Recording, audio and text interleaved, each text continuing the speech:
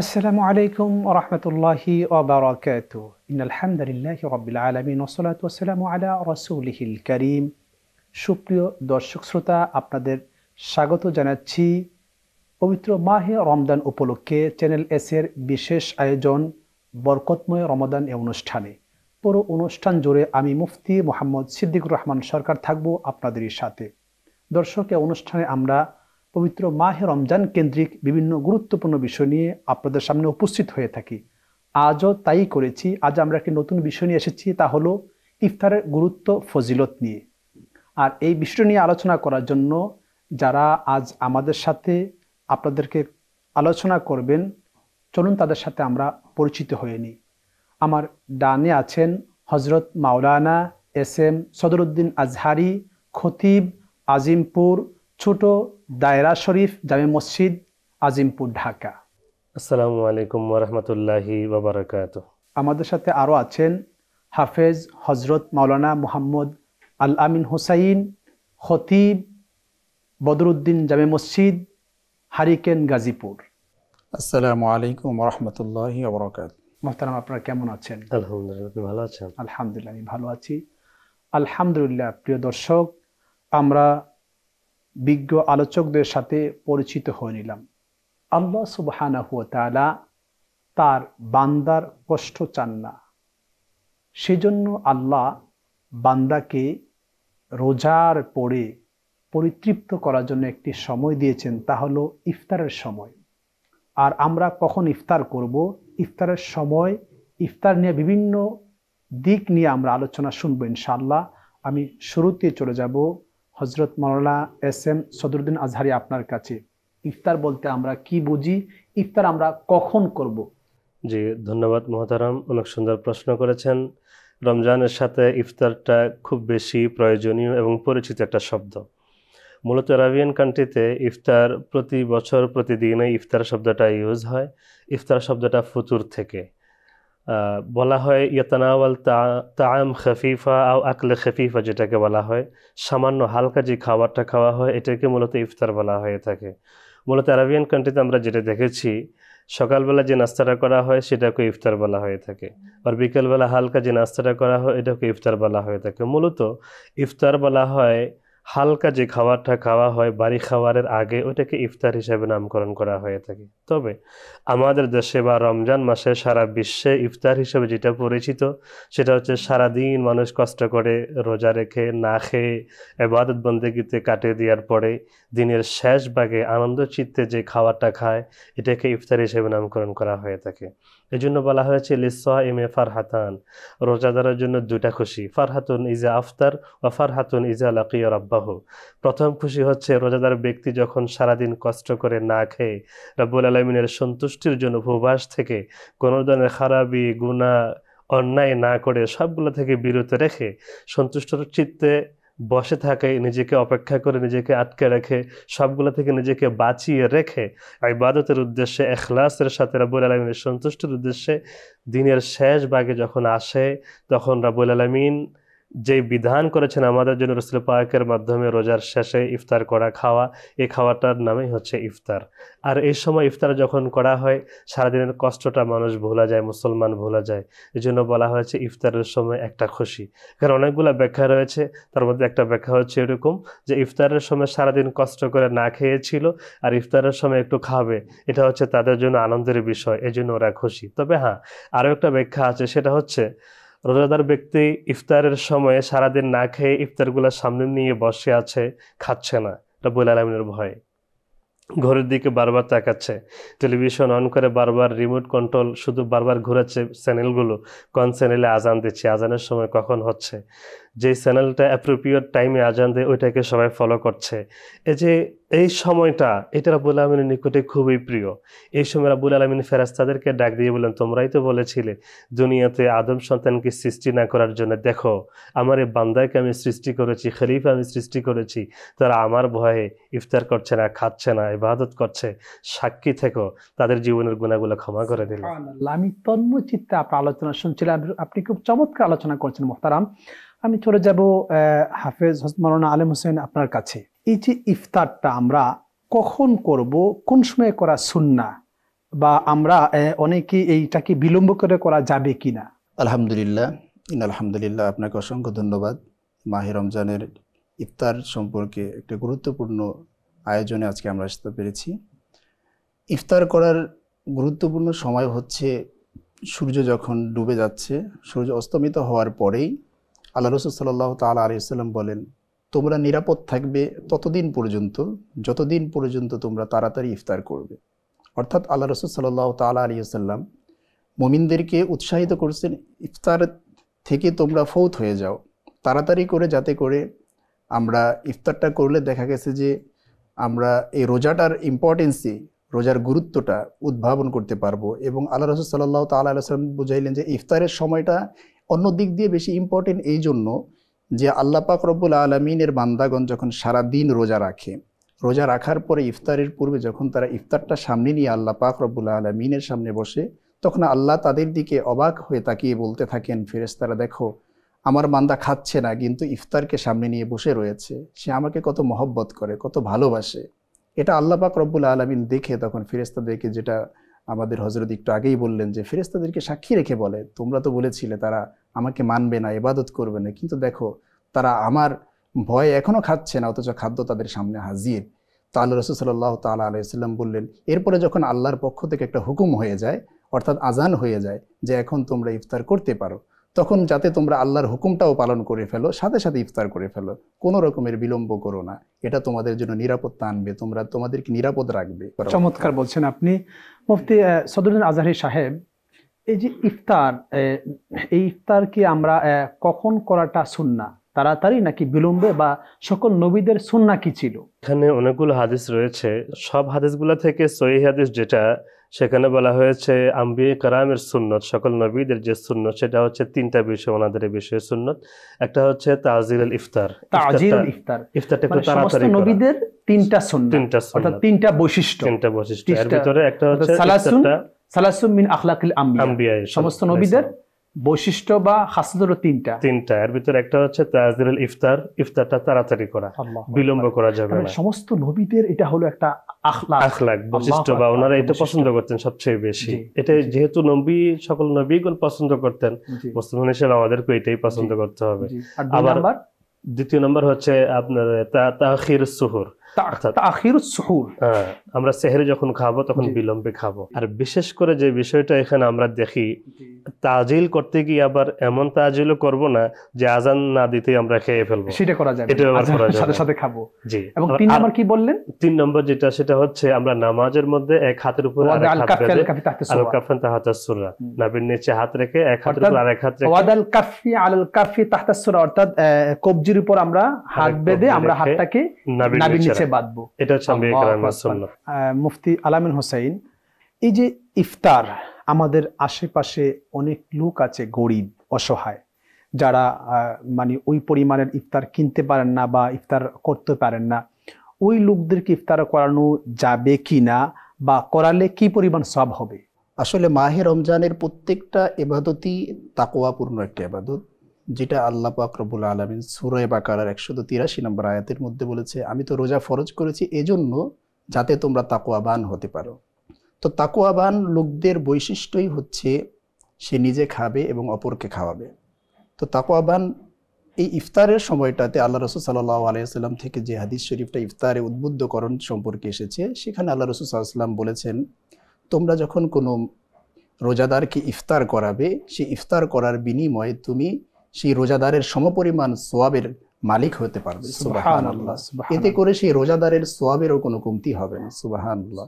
চমৎকার বলছেন। প্রিয় দর্শক, তাহলে আমরা বিশেষ করে যারা আমাদের যারা আশেপাশে যে গরিব দুঃখী আছেন, আমরা এখানে অনেকগুলো সুযোগ আমাদের হাতে রয়েছে। যেমন আমরা একটু ফ্রিজে পানিটা ঠান্ডা করছি, একটু বেশি পানি দিলাম, শরবত বানাচ্ছি, একটু বেশি করে শরবতটা বানিয়ে নিলাম একটু পানি দিয়ে, বা আমার পাশের ভাইকে এক গ্লাস ঠান্ডা পানি দিলাম, এক গ্লাস শরবত দিলাম, যতটুকু পারি আমি যে চেষ্টা করছি, এই চেষ্টাটা আল্লাহ কবুল করবেন। বর্তমানে আপনার চমৎকার বলছেন, বিরতির পরে আপনার কাছ থেকে আরো আলোচনা শুনবো। প্রিয় দর্শক, আপনারা দেখছেন পবিত্র মাহে রমজান উপলক্ষে চ্যানেল এস এর বিশেষ আয়োজন বরকতময় রমাদান। সময় হলো বিরতিতে যাওয়ার, কোথাও যাবেন না, আমাদের সাথেই থাকুন, ফিরছি আমরা কিছুক্ষণ পর।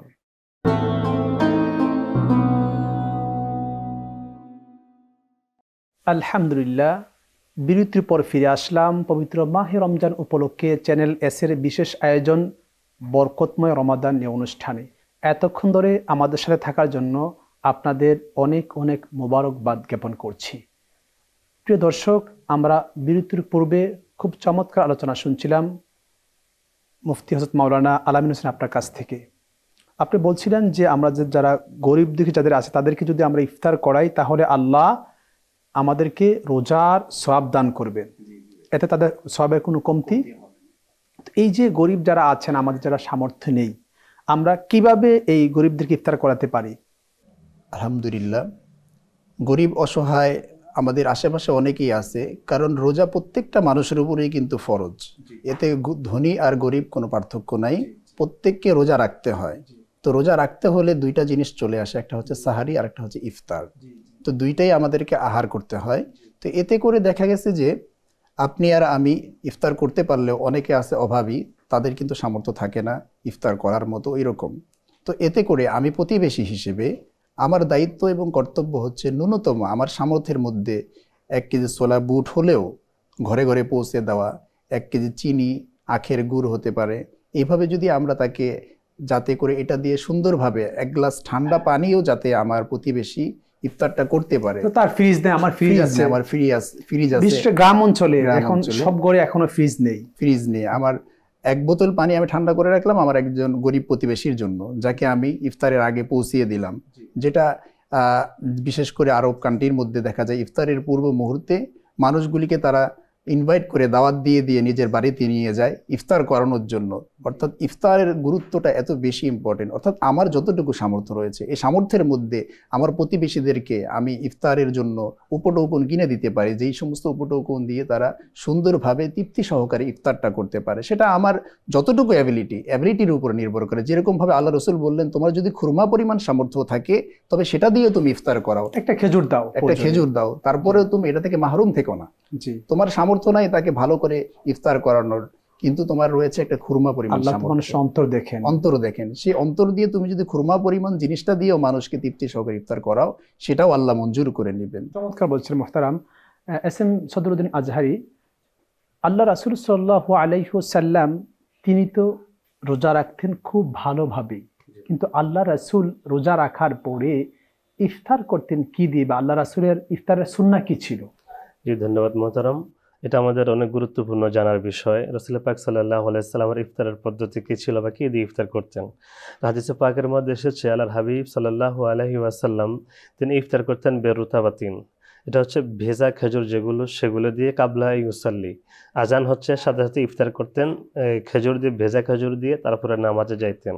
যদি লাফাইন লাম ইউজাদ, যদি রুতাব ভেজা খেজুরগুলো পাওয়া যাইত না, পাবে তোমাই রাতিন, তাহলে শুকনো খেজুর যেগুলো আছে শুকনো খেজুর দিয়ে তিনি ইফতার করতেন।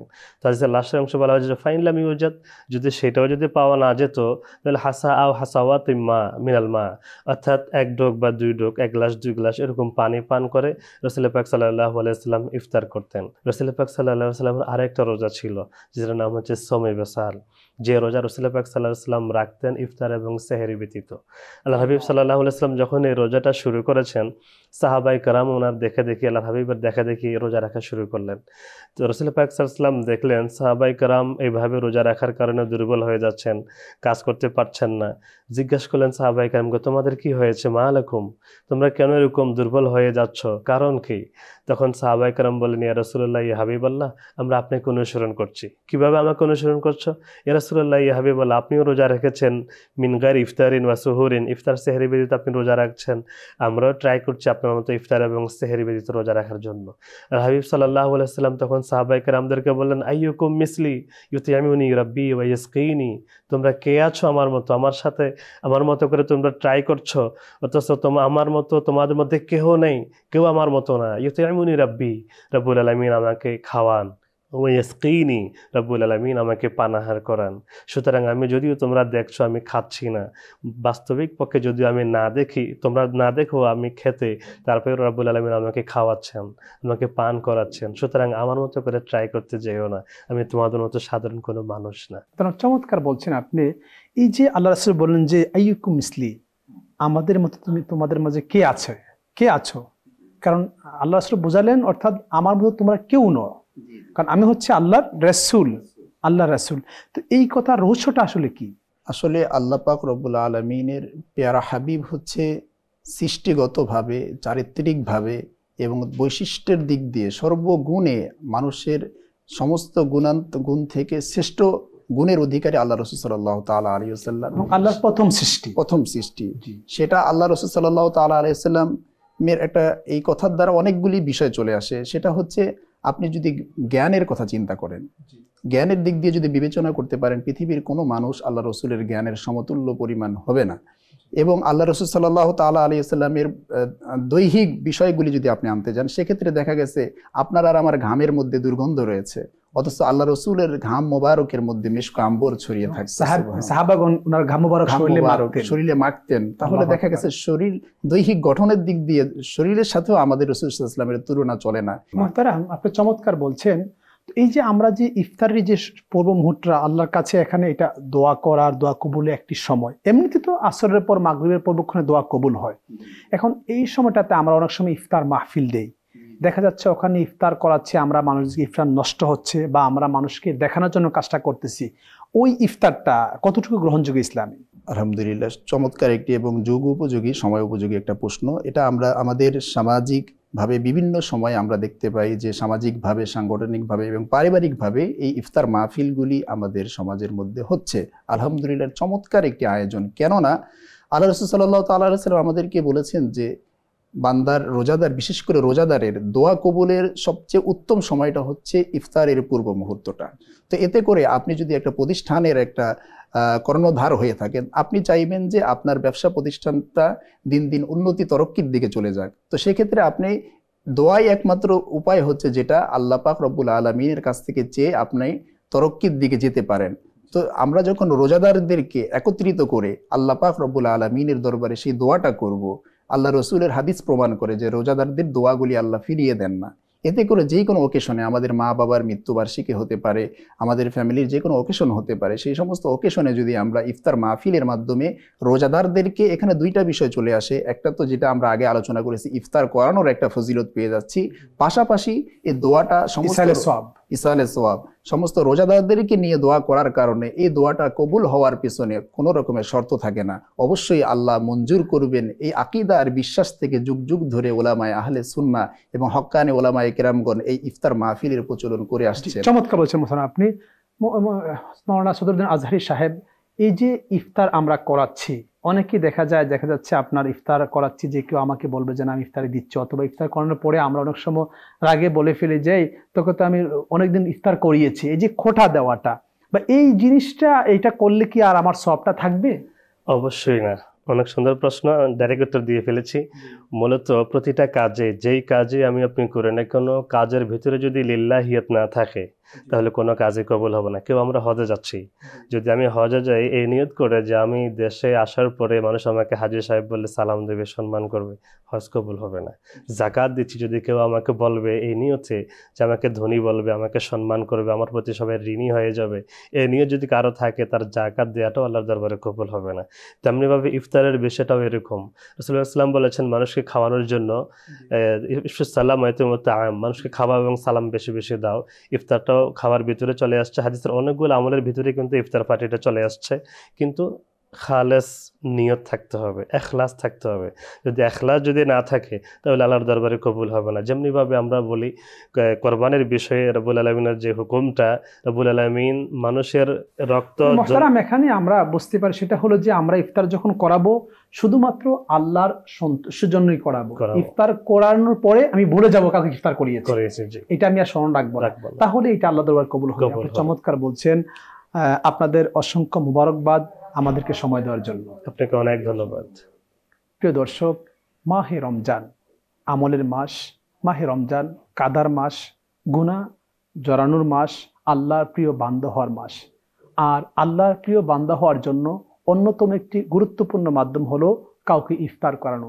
চলুন না, আমাদের আশেপাশে অনেক অসহায় গরিব দুঃখী রয়েছে, তাদেরকে আমরা ইফতার করাই, আল্লাহ খুশি হবেন এবং এটি একটি নেক আমলে পরিণত হবে।